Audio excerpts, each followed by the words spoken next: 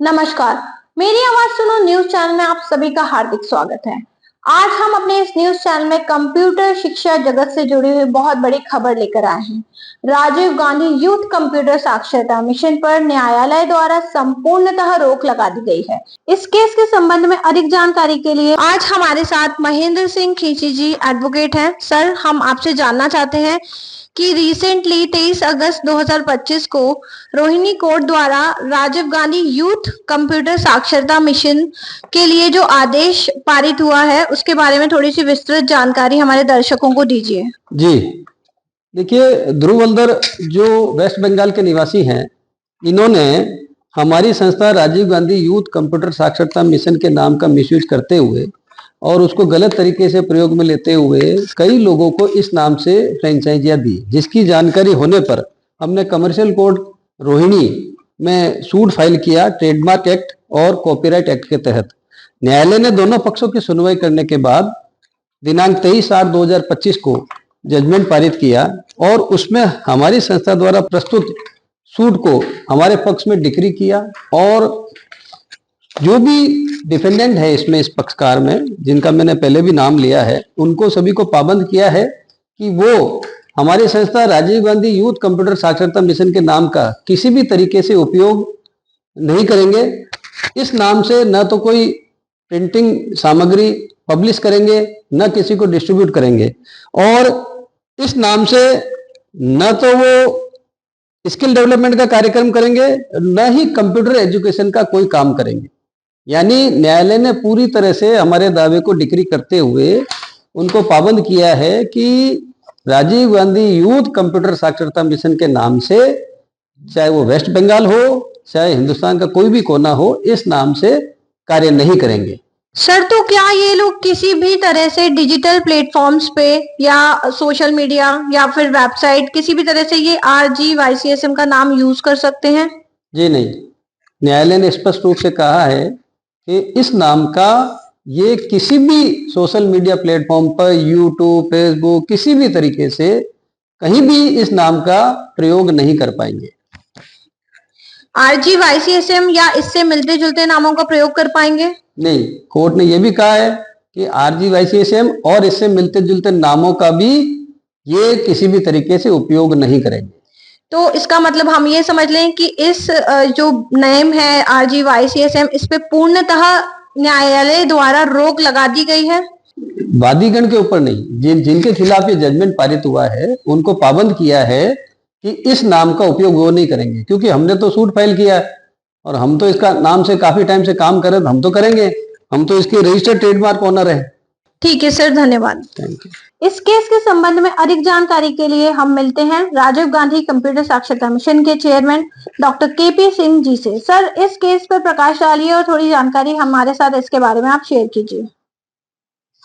Actual में क्या है कि हमारी संस्था राजीव गांधी कंप्यूटर साक्षरता मिशन, जो कि 30 सालों से संपूर्ण हिंदुस्तान में लगभग 19 राज्यों में 2600 केंद्रों के साथ पूरे भारत में संचालित है। हमारे द्वारा कंप्यूटर शिक्षा के क्षेत्र में इतने सारे प्रोग्राम चलाए जा रहे हैं, जैसे कंप्यूटर शिक्षा आपके द्वार, हर घर ई साक्षर, सूचना शक्ति योजना और महिलाओं के लिए, महिला सशक्तिकरण के लिए कंप्यूटर प्रशिक्षण योजना, ऐसी ऐसी बहुत सारी ऐसी योजनाएं हमारे द्वारा चलाई जा रही हैं कि जिनकी हमारे पास गिनती नहीं है। उसी में हमने क्या है, युवाओं को कंप्यूटर शिक्षा प्रदान करने के लिए, युवाओं को कंप्यूटर शिक्षा के प्रति आकर्षित करने के लिए हमने एक स्कीम चलाई थी, जिसका हमने नाम रखा राजीव गांधी यूथ कंप्यूटर साक्षरता मिशन। उसका शॉर्ट में नाम है RGYCSM।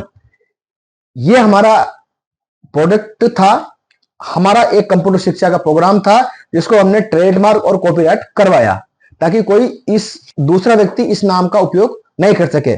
पर हमारी जानकारी में यह आया कि बंगाल में रहने वाला एक व्यक्ति जिसका नाम ध्रुव हल्दर है, उसने राजीव गांधी यूथ कंप्यूटर साक्षरता मिशन के नाम से संपूर्ण बंगाल के साथ साथ कई राज्यों में फ्रेंचाइजी देना स्टार्ट कर दिया। और बड़े मजे की बात है कि जो ध्रुव हल्दर साहब थे वो हमारी फ्रेंचाइजी थे, क्योंकि उनको इस प्रोग्राम के बारे में पूरी जानकारी थी। जब हमने उनसे मना किया कि भाई ये तो हमारा प्रोग्राम है, आप इसको क्यों चला रहे हैं, जब वो नहीं माने तो हमने इनको ऊपर केस किया दिल्ली के रोहिणी कोर्ट में। रोहिणी कोर्ट में केस करने के बाद अप्रैल 2024 में कोर्ट ने स्टे पारित किया, यानी कि उस समय ही रोक लगा दी थी अप्रैल 2024 के अंदर।